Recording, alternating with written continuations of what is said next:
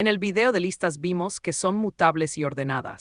Hoy vemos dos estructuras de datos que complementan a las listas con características distintas. Las tuplas son como listas pero inmutables, una vez creadas no puedes modificarlas. Los sets son colecciones sin orden y sin duplicados, perfectos para operaciones matemáticas de conjuntos. Y aprovechamos para cerrar el tema de la copia que dejamos pendiente en listas, porque entender la diferencia entre copia superficial y profunda requiere conocer bien la mutabilidad.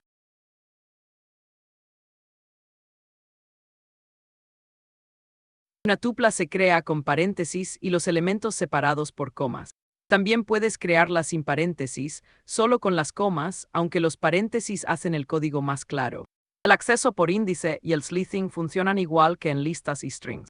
La diferencia fundamental es que no puedes modificar ningún elemento después de crearla. Intentarlo lanza un type error, igual que cuando intentabas modificar un carácter de un string.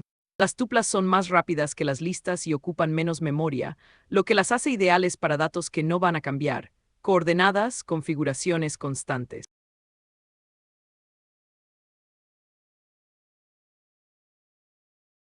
Una de las características más útiles de las tuplas es el desempaquetado. Puedes asignar los elementos de una tupla a varias variables en una sola línea. Python asigna cada elemento al nombre de variable correspondiente por posición. Si el número de variables no coincide con el número de elementos, lanza un value error. Puedes usar el asterisco para capturar el resto de elementos en una lista. El desempaquetado funciona con cualquier secuencia, no solo tuplas, pero es especialmente útil con ellas porque suelen usarse para devolver múltiples valores de una función.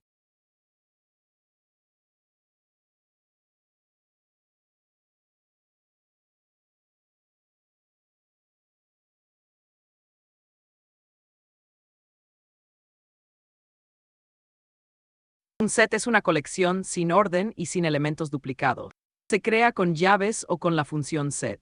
Ojo, las llaves vacías crean un diccionario, no un set. Para un set vacío, usa la función set sin argumentos. Al añadir un elemento que ya existe, simplemente no pasa nada. No hay error, el set no cambia. No puedes acceder por índice porque no tiene orden garantizado.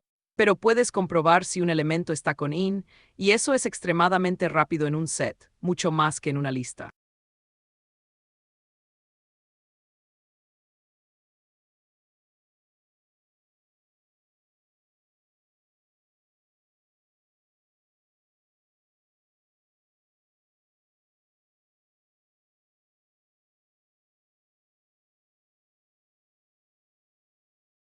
Los sets brillan con las operaciones matemáticas de conjuntos.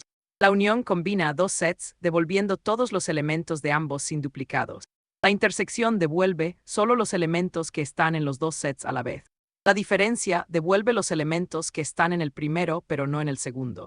La diferencia simétrica devuelve los elementos que están en uno o en el otro pero no en ambos.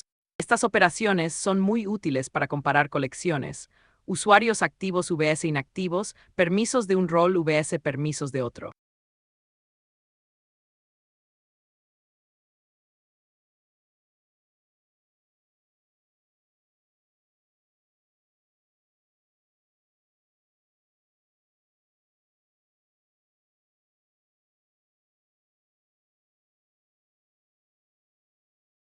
En el video de listas vimos que asignar una lista a otra variable no la copia, crea otra referencia al mismo objeto. La copia superficial, shallow copy, crea un nuevo objeto, pero los elementos anidados siguen siendo referencias al mismo objeto. Para listas simples sin anidamiento, la copia superficial es suficiente. Puedes hacerla con el método copy, con slicing completo, o con la función copy del módulo copy. El problema aparece cuando tienes listas de listas. La copia superficial copia la lista exterior, pero las listas interiores siguen siendo las mismas.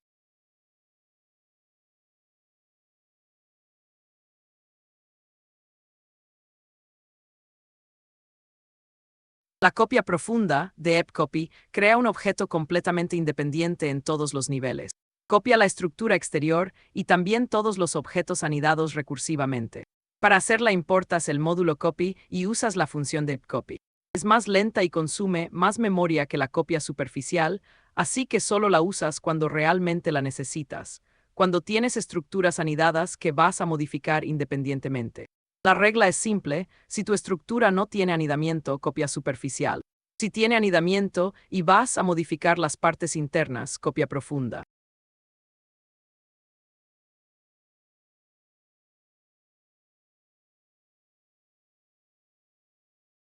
Eso es todo para tuplas, sets y copia.